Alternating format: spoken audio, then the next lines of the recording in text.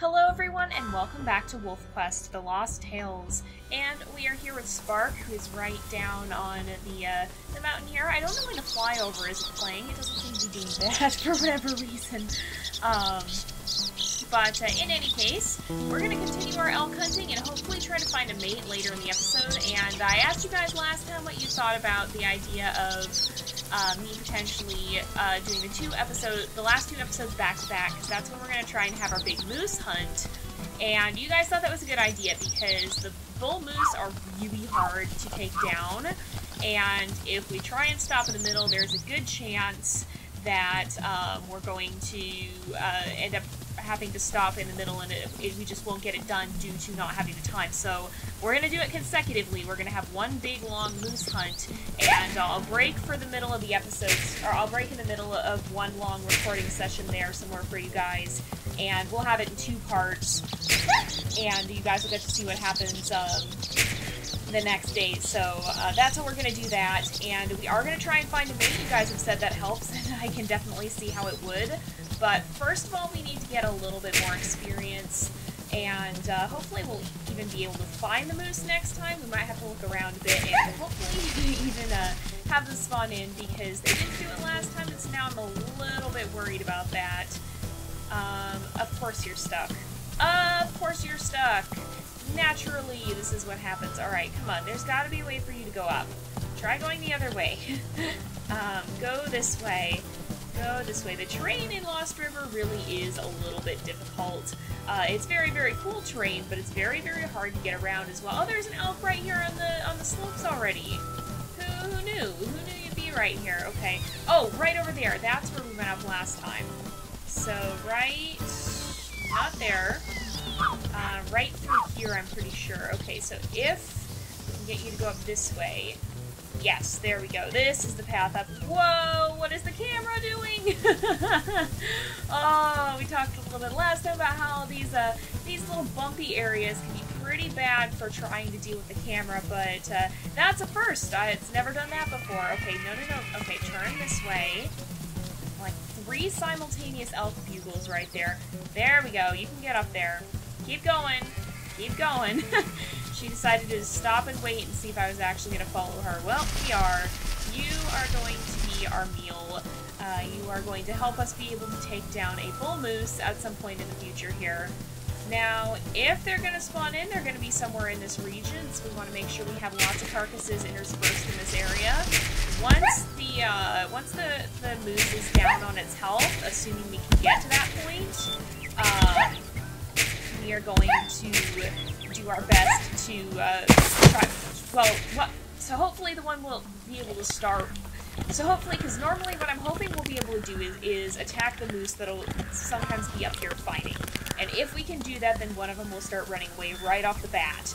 And that means we can kind of herd it and kind of point it in the direction we'd like for it to go. And if we can do that, that will be a huge help in actually getting us to be able to take it down. Okay, there's the elk. We're going to go ahead and chase this one back and see if we can get this one up to the top of the hill now. She's going to try and go up this way, but we need her to go further along the hills here before she'll actually find a place to climb up. And then we should be pretty close to actually being able to go and find a mate. Now we're going to spend some time looking for the stranger wolves and seeing if we can find a mate. And so that'll probably be a lot of this episode, and then next time starts what you all have been waiting for, the big moose hunt. Are you kidding me? Don't do that. That's not good. That's not what I'd like for you to see. Oh, don't you dare go back down. Oh, gracious, I thought she was going to run back down for a moment there. Oh, and she's still kind of going the wrong direction. She's not quite aimed the right way. Now, as far as I'm aware, there is a larger chance of the moose spawning at dawn and dusk, so the fact that we're still here at dawn and dusk is probably a good thing for us to be able to try and find them. Not that it's going to matter too much in this episode, but for the next episode, hopefully we'll be able to actually track one down and find them up here in the hills. Even if we do have them spawn in, sometimes it can be difficult to actually find where they're at in Lost River with all these bumps and hills and these little ridges everywhere. it can be hard to actually track them down, so we've got to be kind of cautious of that. Now, we're also not hunting a bull elk. This is going to be more intense than any bull elk fight that we've had. So far we have 1, 2, 3, 4, 5, 6, 7 carcasses. So I think we need to hunt at least probably 3 more, because if we don't manage to find, or if we don't manage to have enough food, then that's still it. We're still done. Now, the majority of the hunt, I don't know if it's going to be that much more intense. Well, I mean it will, but I don't know if it's going to be that we're taking that much more damage when the moose is actually running away. I'm not sure if we will or not, because I think what could happen is, I don't think the moose will probably kick us as hard once we are actually attacking it while it's running. It's when it's standing still that we're going to be in some trouble, and we're going to need to be real careful about how we do this, because the moose is going to be tough to take down, but it's mostly going to be once it stands its ground. Now, again, I don't have a lot of experience with taking these guys down. The most I did it was in testing when we were trying to balance things, so that's not really an accurate representation of it. By the way, if you guys would like to see a compilation of the moose testing, I actually posted that a while back. I was given permission to release some beta footage, specifically some bloopers of things going wrong with our numerous moose fights. And it was actually kind of the origin of the hunting montages that we'll see now. It was the first time I set a compilation of music like that, so a little bit of trivia there. But if you guys would like to see that, I believe that was in episode 4 of our first WolfQuest season. It was with Katari and Carol, and I think it was episode 4. So if you guys want to check that out, if you want to have a good laugh at some shenanigans involving some moose, then definitely go check that out. It was very fun to record. It was a little bit less fun to find bugs in it, but we got all that sorted. The team did an excellent job of fixing them and figuring out some very strange things that went on in the process of trying to get the moose in the game and working. And they did an excellent job of getting that all sorted out, even though it was a little bit of a weird, uncommon situation. So they did a very nice job, but it was pretty fun to get to work on that and to have a little bit of the to have some of those shenanigans go down, and to be able to participate in that was pretty awesome. So if you haven't seen that already, definitely make sure you go check it out. It's a little bit of an insight into the world of beta testing and into some of what goes into producing these games. And beta testing is like probably the last level of this, I want to say. Basically, so you have the actual development period, then you have alpha testing, and what alpha testing is it's just making sure the core features are working, basically. It's the earliest level of testing. Depending on the game, you may or may not see an alpha release. WolfQuest, as far as I know, the only alpha releases are played by the developers, just making sure everything is working. And then you have games like Cattails that actually release the playable alpha to certain members of the public. They did it based off their Kickstarter. It really just depends on the game.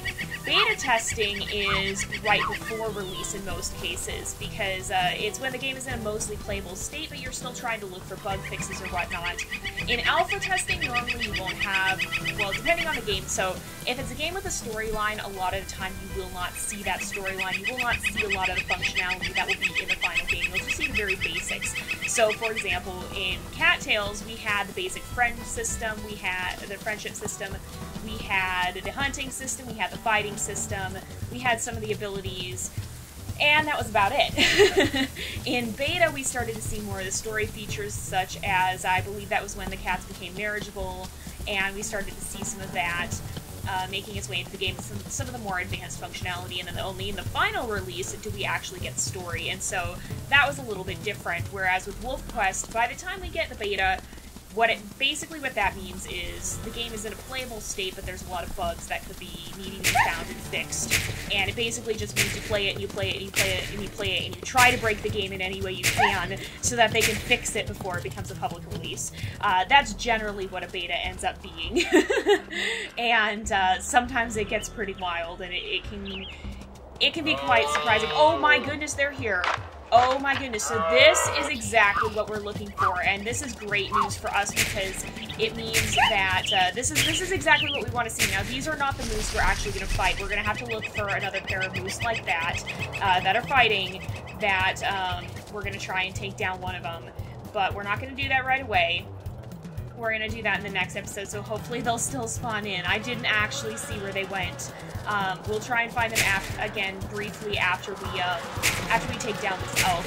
But yeah, so if you guys are ever wondering, oh, what's the difference between alpha? What's the difference between beta? What are all these different things? That's kind of what the difference is, basically. So alpha is very basic functionality. Beta is when the game is in an almost publicly beta is when the game is in a basically playable state, but is likely to have bugs. And a lot of the time, when you'll see, not all the time, but depending on the game, some of them will publicly release as an early access game for beta. Some of them will, sometimes early access does not equate to beta, but some games use it as a public beta. And others will choose to do it as, we're not finished adding content to this game, but we want to give it to you guys a little bit early. So sometimes when you see a public beta, or sometimes when you see an early access game, it means it's a public beta. Sometimes when you see an early access game, it doesn't. Usually the developers may mention if it is a public beta, and if they want people playing it to bug test it. Now, I can't actually find where the other moose went, which is kind of a bummer, because he would be the one we target. But you can see if we look at this guy here, his health is almost full, and if we approach him, he's going to stand his ground. He's not going to run. He's actually going to try and intimidate us. If we wait here long enough, he'll start grunting at us. Now the other moose, oh yeah, you can hear him. The other moose, yep, he's gonna challenge us there. The other moose ran off somewhere. And you can also see the difference between moose and elk there is that even the bull elk will back away. Moose isn't gonna budge. Moose is gonna stand his ground. He's gonna go where he wants to go no matter where you try to lead him. Now, we want to probably kill one more elk up here, I think, and then we're going to go ahead and try and look for a mate. But yeah, so if you guys have ever been curious about what all those terms mean, all the alpha, the beta, whatever, if you've ever been curious about what those terms is, that's generally how it works, at least from my experience. Now, a game being in early access doesn't necessarily mean it's in a beta, but a lot of the time when you'll see a game in early access, if it is a beta, you'll see them specifying that this is a beta version, we want you to find bugs. Sometimes early access just means that a game is not finished, but it's still in a playable state, and they just want to release it a little bit early. And any game, beta or not, can have bugs, so if you're playing a game and you find a bug, it's just a good idea to let people know about it, or to let the developers know specifically, don't just tell everyone. That doesn't do much good. But to let the developers know so that they can fix it. But yeah, so that's generally how the process of game development works. That's the process that I use with, even with my Minecraft mod that I'm working on. I'll develop it, I'll alpha test it, and then basically what gets released to you guys is a beta version, and currently all the versions that have been released would be considered beta versions, basically, if you want to look at it like that. I don't think I technically labeled them as beta versions, but essentially that's what we're looking at with them.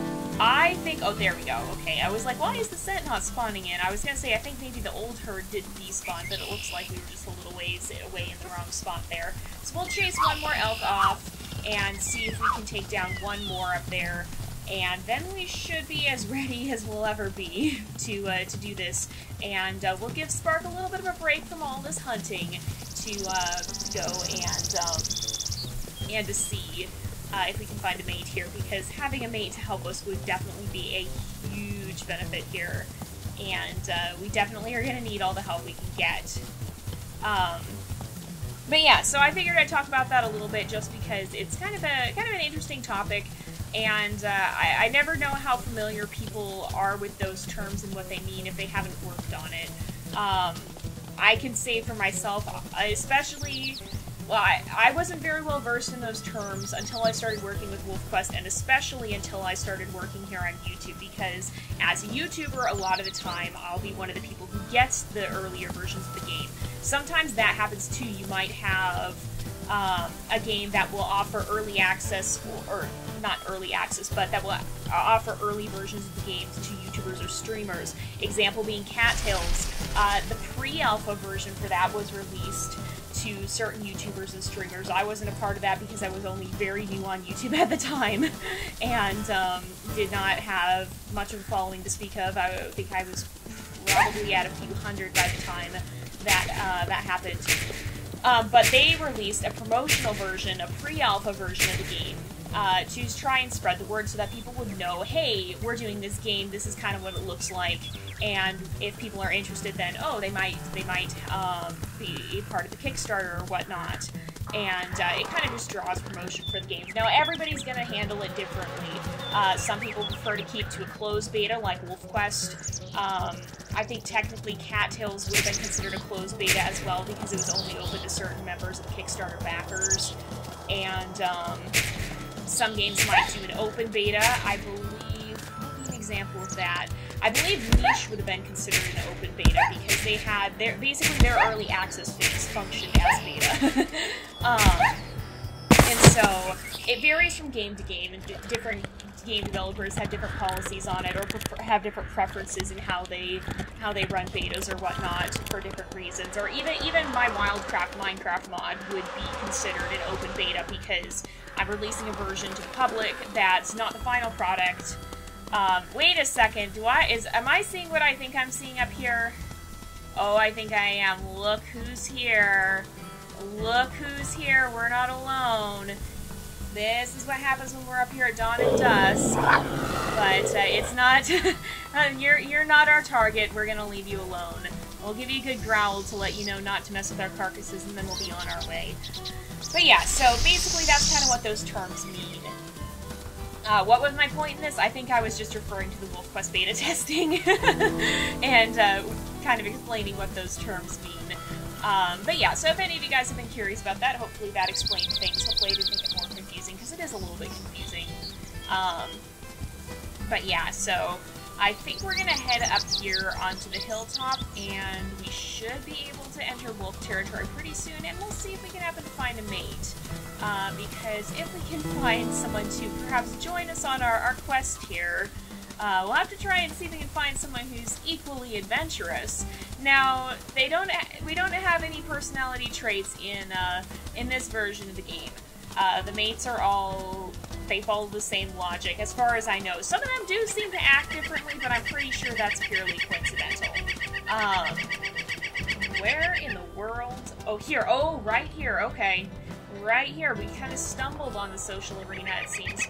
Right over here. Who are you? A dispersal female. Okay. Okay. Yeah, we'll go ahead and greet you here. You kind of have almost a druidy look to you with that red head. I think we'll say hello there.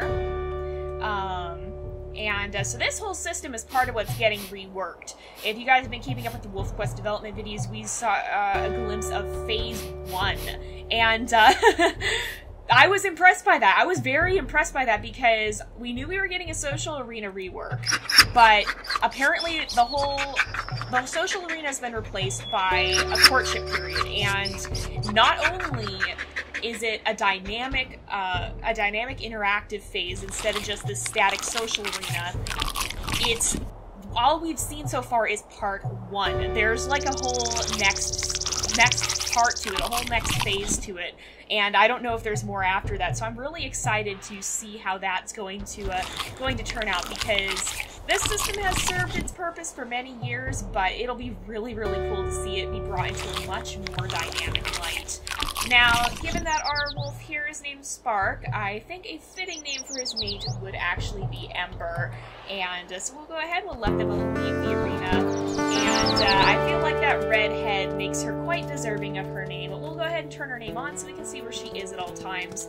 And we're going to actually head back to the hilltop here. So it's been a little bit more of a hunting day again. And I mean, I guess technically this whole series will be. But the next 2 episodes should be more interesting, because this is going to be when we're going to try and track down and hunt down a bull moose. And if we succeed, this will be the first time that we've done that on The first time that we've managed to do that in the series period, and it'll be a personal first for me as well because, like I mentioned, I don't really count the beta testing as a legitimate time of killing moose because, you know, it was balancing phase. Stuff may have gotten changed around, and so it'll be cool to finally actually do this because I have been way too scared to do it in single player up until this point. And even in multiplayer, I don't think I've done a serious attempt at taking one down where I'm actually trying not to die.